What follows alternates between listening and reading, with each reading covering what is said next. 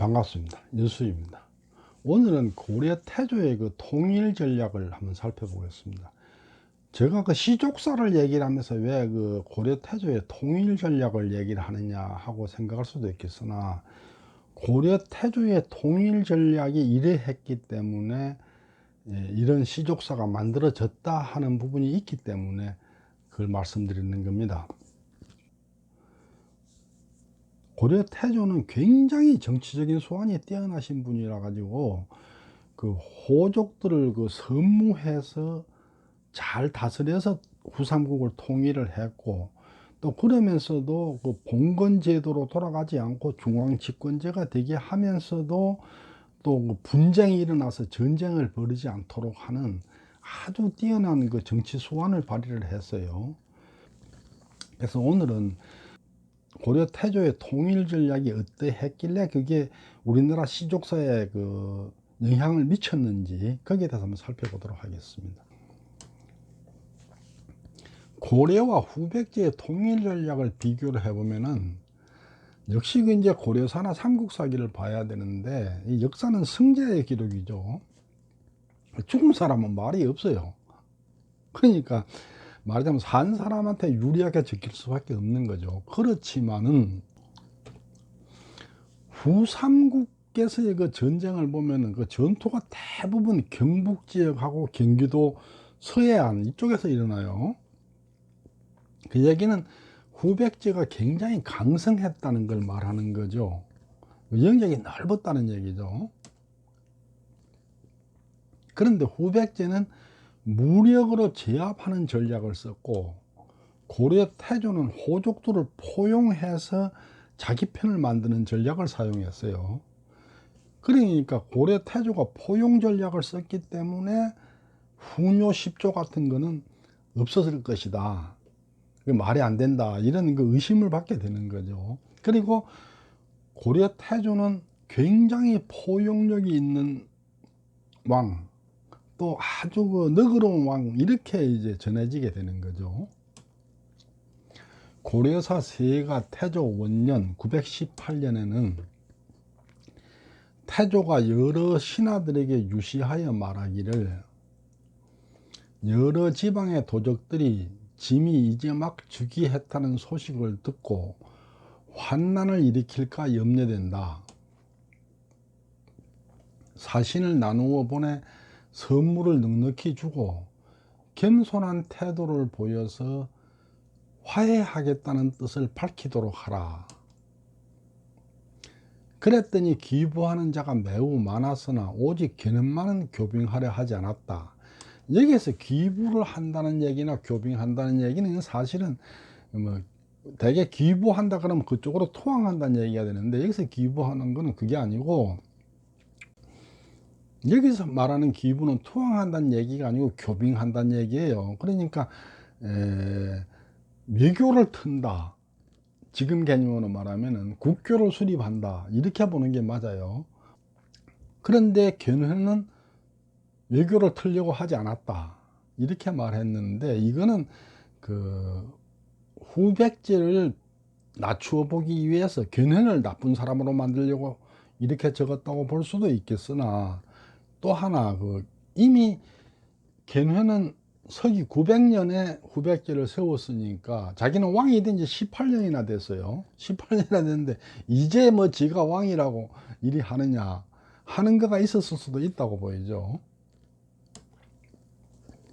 고려 태조의 통일 전략은 견해이 교빙하지 않았다는 것은 그냥 역사에서 견해를 낮추려고 한 것일 수도 있고, 어찌 보면 그 당시에 태조는 견해에 대면 한참 저 밑에니까 또 그랬을 수도 있겠죠.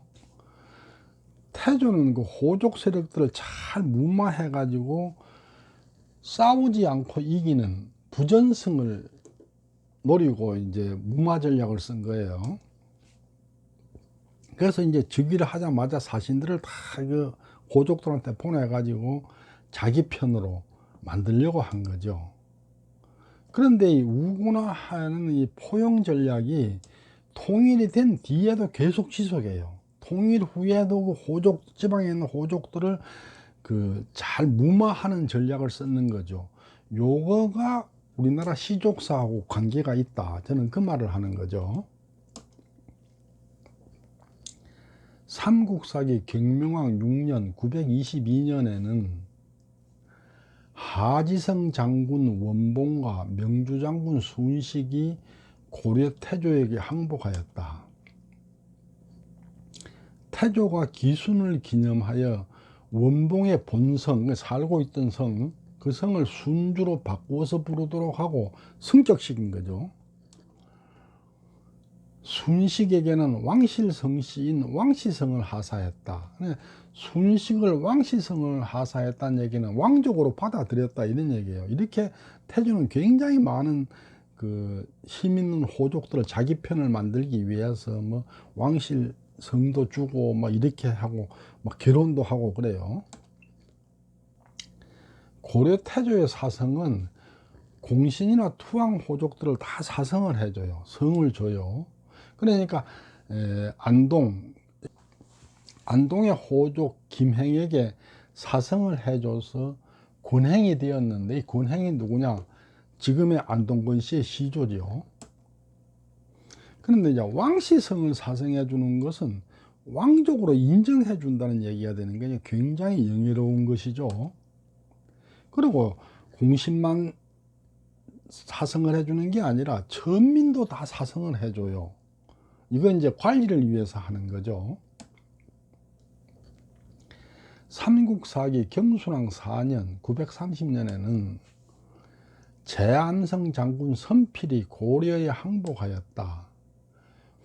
고려 태조가 후하게 예로서 대우하고 상보라고 불렀다. 이 상보라는 거는 성의 장군은 그 지역의 호족인데 호족이 항복하니까 상보라고 불렀어요. 그런데 괜은이 투항했을 때도 상보로 불러요. 그러니까 이 사람들은 이제 왕건보다 나이가 많은 거죠. 이렇게 나이 많은 사람들은 상보라고 불렀는데, 상보는 아버지처럼 받들어 모시겠다 이런 뜻이에요. 그러니까 태조는 이렇게 자기한테 항복하는 사람들을 신하로 부르는 게 아니고 뭐 상보로 높여 부르고 뭐 성씨도 주고 하면서 굉장히 우대를 하는 거죠. 그래서 호적을 규합해서 자기 편을 만들려고 노력을 많이 해요. 삼국사기 경순왕 4년 930년에는 태조가 고창군, 안동이죠, 병산 아래에서 견훤과 싸워서 크게 이겼다. 이때 이제 아까 김행, 안동고시 시조가 된 권행, 그분이 공을 세웠죠. 후백제, 영안, 하곡, 직명, 송생 등 30여 개 군현이 차례로 항복하였다. 동쪽 바다 연안의 주와 군의 부락이 모두 태조에게 항복했다. 아까 이제 30여 개는 후백제 관할 하에 있는 군현이었고, 지금 이쪽은 이제 후백제 관할이 아니고 전혀 관계도 없는 사람들인데 다 이제 태조에게 항복했다 이 얘기죠. 이제 고창군 안동전투에서 태조가 대성을 거두니까 많은 주변 세력들이 전부 이제 투항을 하는 거예요. 결국은 태조의 후덕함에 감복해서 군소 세력이 투항에 들어오는 거죠. 후백제는 세력이 위축되고 고려는 세력이 확장되는 거죠. 이렇게 태조가 호족의 세력을 확보하는 거가 결국은 승리의 원동력이 됐다 이렇게 말할 수 있어요. 고려사 세가 태조 14년 931년에는 왕이 경주에서 송도로 돌아올 때에 신라 국왕이 혈성까지 나와서 배웅하였다. 신라왕의 사촌 동생 김유렴을 인질로 딸려 보냈다. 신라 도성의 남녀들이 감복하여 울면서 서로 축하하여 말하기를, 지난번에 견훤이 왔을 때는 승냥이나 호랑이처럼 패악을 부렸는데 이번에 오신 왕공은 마치 부모님을 뵙는 듯하다. 견훤이 경주를 침공해 가지고 포석정에서 왕을 죽이고 경순왕을 이제 왕으로 올려놓고 그 귀족들을 잡아 가지고 이제 그 구백조로 돌아갔었죠. 그런데 이제 그 왕건은 그러질 않고 완전히 뭐 손님으로 왔다 가는 것처럼 했다, 이런 얘기죠. 역사는 승자의 기록이기 때문에 죽인 사람은 말이 없습니다. 패자는 그 역사에서 좋게 적힐 수가 없어요.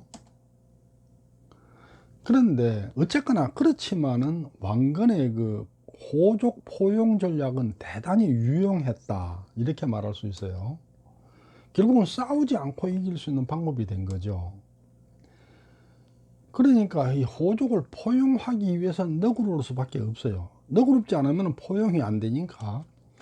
그래서 이제 고려 태조는 역사 속에서 대단히 너그러운 군주로 기록되어 있고, 역사를 공부한 사람치고 태조가 너그럽다는 데 대해서 이의를 제기할 사람이 한 명도 없어요. 실제로 너그러웠고요. 이상 그 고려 태조의 통일 전략을 봤습니다. 다음에는 좀 더 들어가서 고려가 호족을 어떻게 다스렸는가, 그 호족 다루기에 대해서 살펴보도록 하겠습니다. 한국의 대부분의 양반 가문은 그 호족에서 나왔고, 결국 고려가 호족을 어떻게 제어했느냐가 한국의 양반 가문이 어떻게 태어나게 됐느냐를 보는 것이라고 말할 수도 있겠습니다. 경청해 주셔서 감사합니다.